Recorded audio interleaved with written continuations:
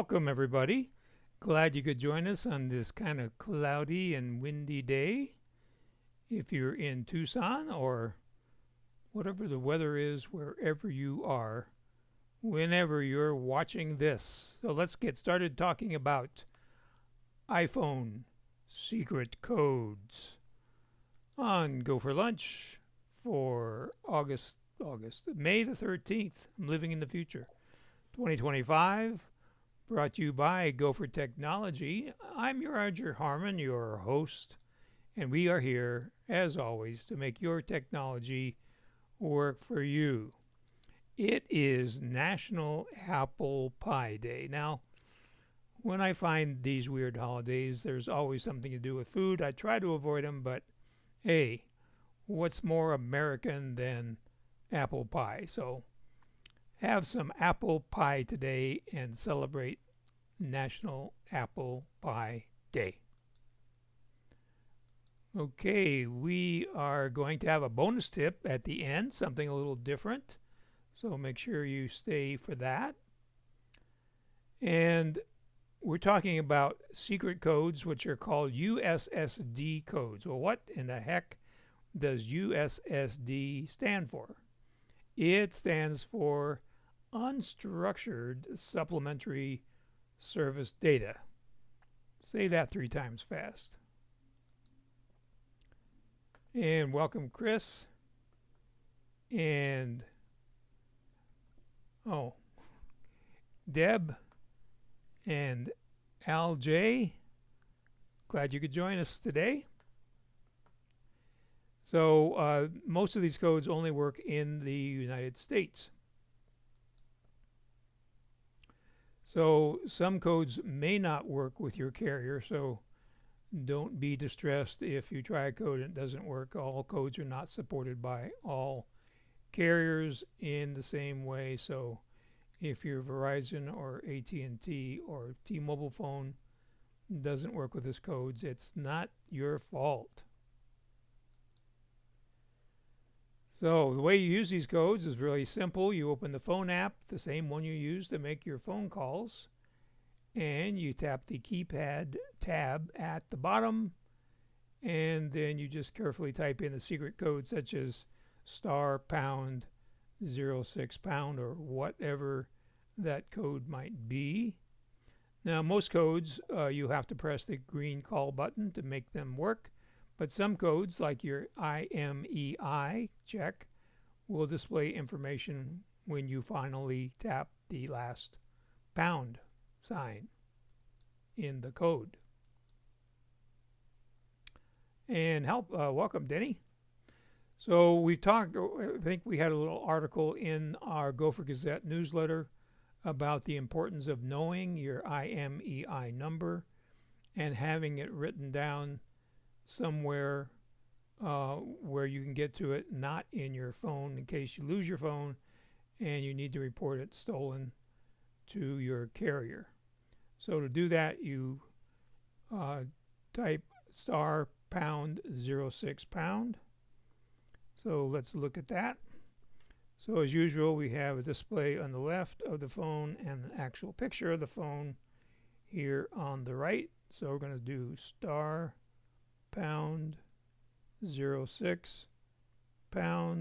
and voila, there we have it. So here in the middle is your IMEI code. On the top is your EID, a much longer number, and then we have the IMEI2 code. So what you could do is you could do a screenshot of this and send it to your Mac, or you could print it right from your iPhone if you have your printer set up that way, and then take that piece of paper and keep it someplace where you can get it. And of course, this is especially important when you're traveling, when you're more likely to lose your phone, to have this information available. So another thing you can do is check missed calls.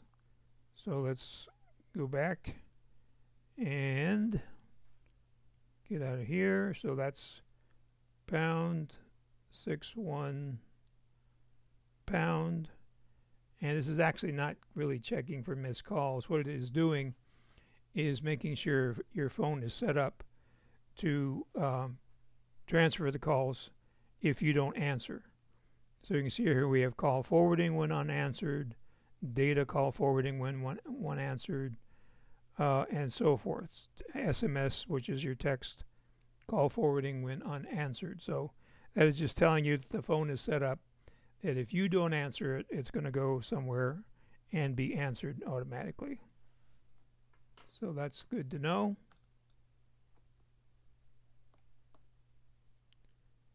And let's see here. I think I missed one here. So we'll go back here. Okay, so then you can check your call waiting status on your phone. So that is star pound 43 pound and call. So again, this is just showing you the status. So you see it is voice call waiting is enabled. All these others are disabled. So that just means that when you're on the phone and you get another call, your call waiting will activate and notify you of that status. So similarly, you can do call forwarding. Check that on your phone. So that's star pound 21 pound. And we hit call. And so in this case, I don't have my call forwarding turned on, so it says disabled here on all these different functions. So you can also hide your caller ID per call.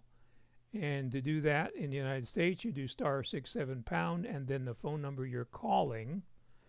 And if you're outside the USA, then star 31 pound and the phone number you're calling should do the trick. So you just hit star 67 pound before you dial a number.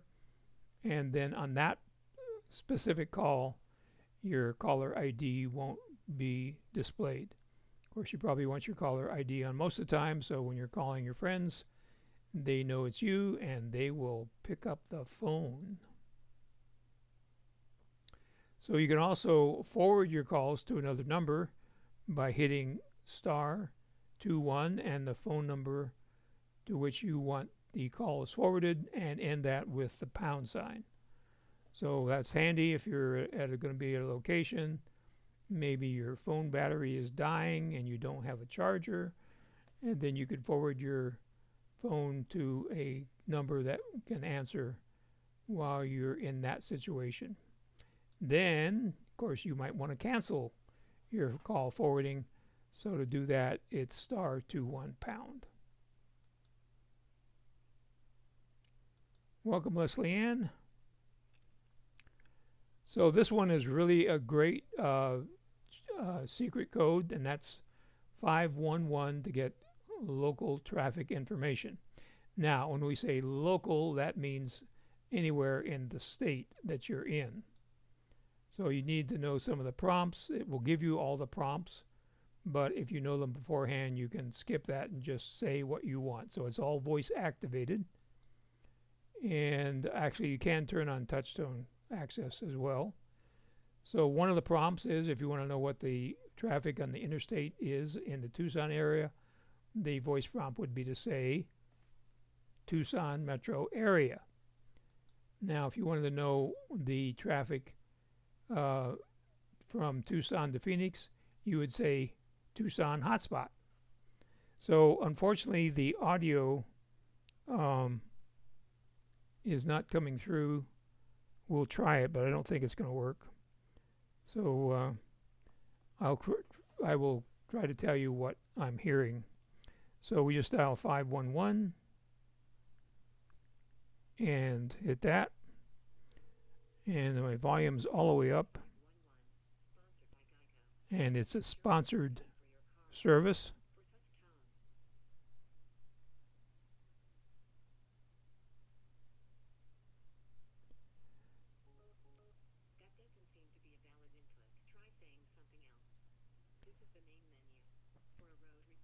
Tucson metro area.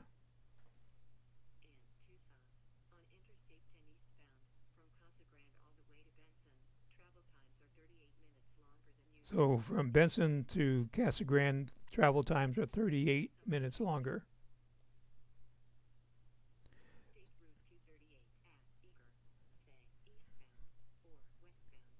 Tucson hotspot. Tucson hotspot.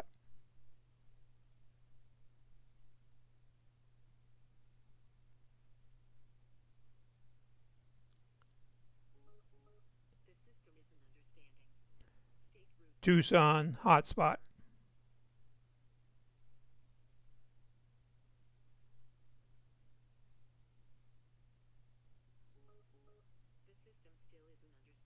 Hotspot.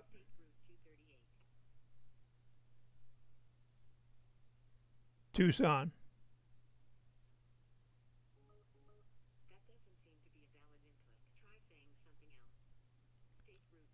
Hotspot.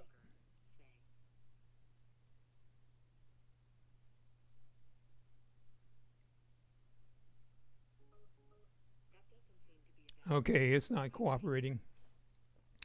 So when I tested this before, it worked. So it's going to take a little practice, something that you want to do before you need it, so you know exactly how it is working. So 511 for local traffic information. You can also check your cellular data usage. So let's try that. So this varies by carrier, so you have a separate code for each of your carriers.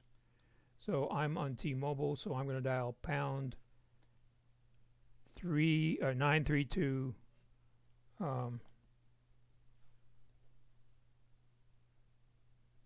pound.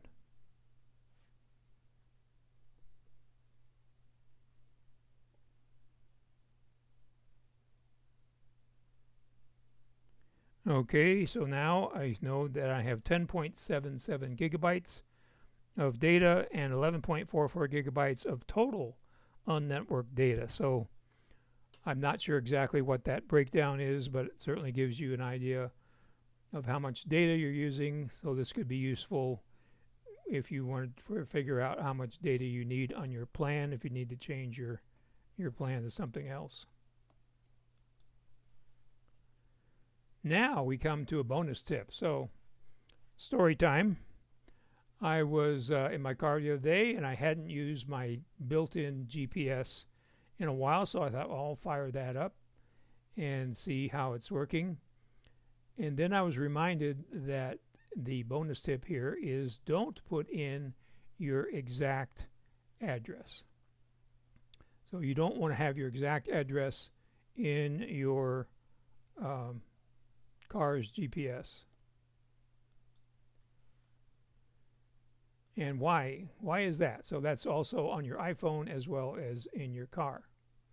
So you don't want to have that there because if your car is stolen, somebody just fires up your GPS, clicks on home, they know where you live, your garage door opener is probably in your car, they open your garage door, and they've got the keys to your kingdom. So what you want to do is maybe use a nearby cross street that's close to your house. You could also use a convenience store close to your house or a public building such as a fire station, police station, or any other public building. Now, another thing that this kind of cascaded into several bonus tips, and the next part of this is you want to lock the door that connects your house to your garage so that if they do get in your garage, they can't just walk into your house without any other challenges. So that kind of brings us to another bonus tip. So besides locking your door, you need to have that door as secure as possible. So what is recommended by safety officials around the world is what we call a long strike deadbolt. So this deadbolt's about twice as long as the normal deadbolt. And then you see here this brass plate goes on, and then you use 3.5, 4-inch wood screws so that it gets into the actual frame around the door, the 2x4s or 2x6s around your door. And then you have a decorative plate that goes on top. So you also want to secure all your exterior doors in this manner, not just your garage door. And so this is a more secure, what we call high security strike plate. So as you can see here, there's 4 screws on the top, 4 screws on the bottom, and they're all at least 3 inches long, going into a substantial piece of wood frame on your door. There's also a metal pocket around where the strike goes in, which gives you further strength. So all your exterior doors, your front door, your back door, your garage door, should be reinforced so that they are not easily kicked in. So that brings us to questions.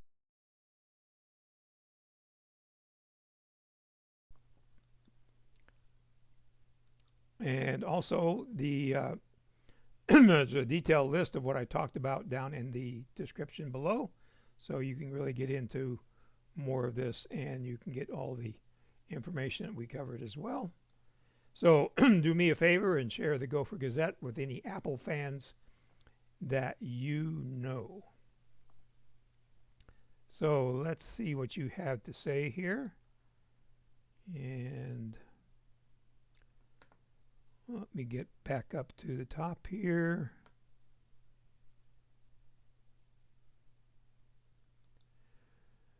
And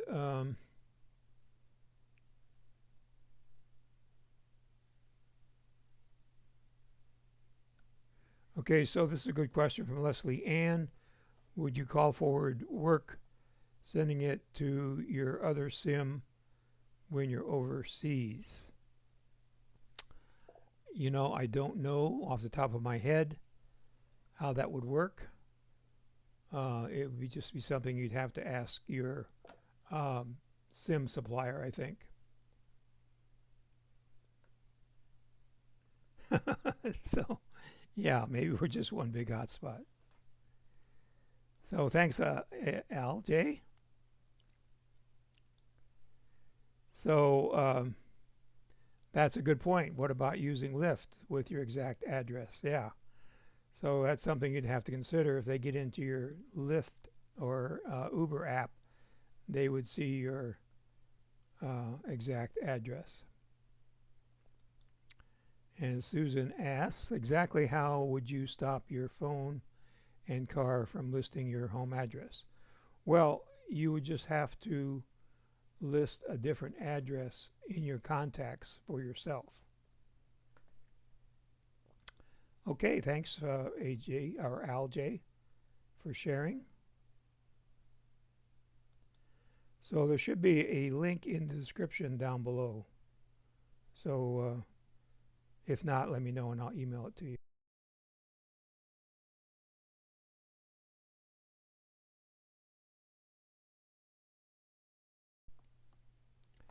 So thanks for your question and your participation. Hopefully this this will help you avoid any of those situations in the future.